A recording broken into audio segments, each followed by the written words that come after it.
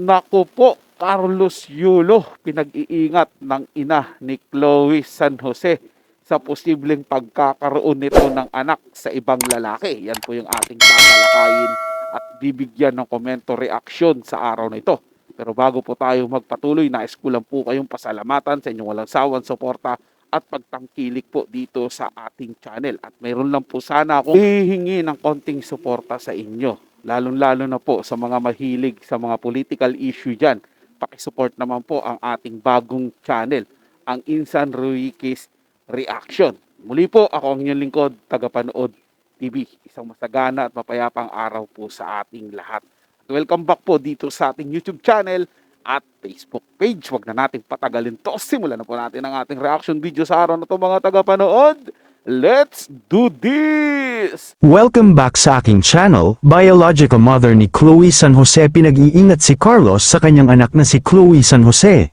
Dahil hindi pa nito kilala ang tunay na pagkatao nito, ina ni Chloe naaawa sa pamilya ni Carlos. Panuurin at pakinggan ang buong detalye.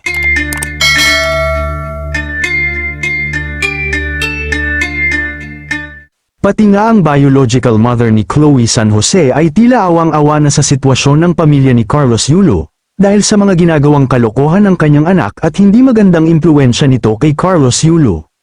Siyempre mas lubos siyang naaawa kay Carlos dahil sa hindi nito alam ang kanyang ginagawa sa buhay at hindi nito alam na masyado lang siyang minamanipula ni Chloe San Jose.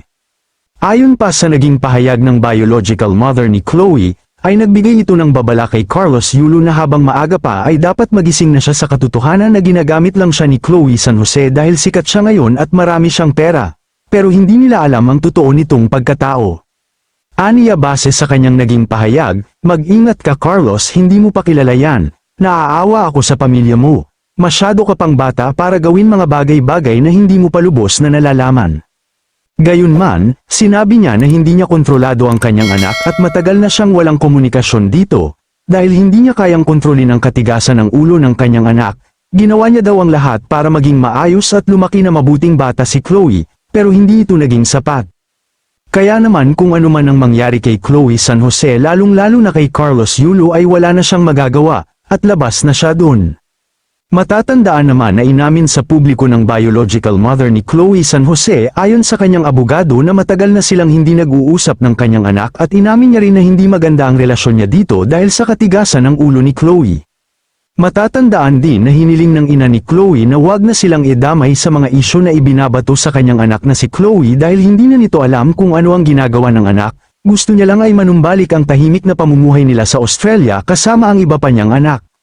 Samantala, sinagot niya rin ang issue patungkol sa pagkakaroon ng anak ni Chloe San Jose sa ibang lalaki. Ani ng kanyang legal counsel, Chloe does not have a baby as far as we know, and the picture that is spreading stating that it is Chloe's alleged baby, is actually her younger brother. Matatandaan naman na itinanggi na ni Chloe San Jose kamakailan ang mga paratang sa kanya ng mga bashers patungkol sa pagkakaroon niya ng anak. Sa pinakabagong post naman ni Chloe, tila pinasaringan nito ang ina ni Carlos Yulo na isang magnanakaw sa post nang ipag-shopping siya ni Kaloy ng mga mamahaling gamit.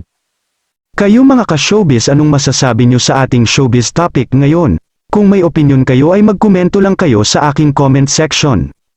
At syempre kung bago pa lang kayo sa aking channel ay mag-subscribe na kayo para lagi kayong updated sa mga showbiz trends na ina-upload ko. Maraming salamat po.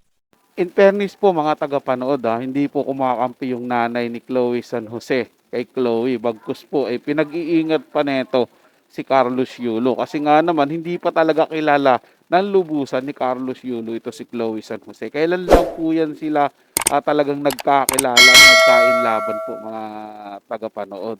Kaya dapat talagang sinusunod ni Carlos Yulo yung mga payo sa kanya. Napag-aralan niya po muna ng mabuti si Chloe San Jose. Para po, hindi siya magsisi sa huli. Kita mo, nanay na po mismo yung nagpapaalala sa kanya, di ba? Kasi kawawa po yung magulang eh. Kasi kung ito, mga tagapanood, lagi kong ang inuulit po rito sa channel ko na ito, sa mga na lagi pong nakakapanood sa akin, di ba? Lagi ko pong sinasabi na kung talagang mabuti po ang hangarin o intensyon nito ni Chloe San Jose kay Carlos Yulo, di po ba siya na yung nag-initiate na pag-ayusin yung nanay ni Carlos at saka si Carlos Yulo po. At hindi na po siya nagpo-post ng kung ano-ano na parang iniinggit niya pa po yung pamilyang Yulo sa mga binibili sa kanya ni Kaloy. 'Di ba? Dapat po hindi na niya na lang pino-post yun. Sa halip na i-post niya po yung ganun mga tagapanood, niyaya niya na lang po si Carlos Yulo na puntahan yung mga magulang niya at mag-usap po sila. 'Di ba?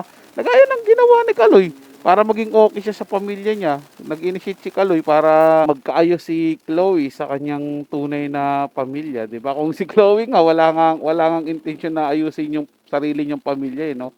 What more pa pala kay Kaloy. So, ganun din po siguro yung gagawin niya na parang sige dalawa lang tayong mabuhay. Ang problema po kasi diyan mga tagapanood, pag naubusan talaga ng kinang at kayamanan si Kaloy, sana po talaga siya pupulutin. At doon naman po sa balitang may anak na si Chloe, tingin ko po wala po siyang anak sa ibang lalaki. Tsuktsak lang po yung ginagawa niya sa ibang lalaki. Tsuktsak lang po mga tagapanood. So yun lang po mga tagapanood. Nagustuhan nyo po yung ating talakayan sa araw na to. At kung kayo bago lang po na napadaan dito sa ating channel, huwag niyo po sanang kalimutan na mag-subscribe. Hit nyo na rin po notification bell para lagi po kayong updated sa mga bago pang video na ating ilalabas. Share, like, and comment din po kayo mga tagapanood. Atin yung babasahin at pupusuan. So hanggang sa muli po, ito yung Tagapanood TV. Komento at opinion lamang, wala pong personalan. Paalam po at mabuhay po kayong lahat.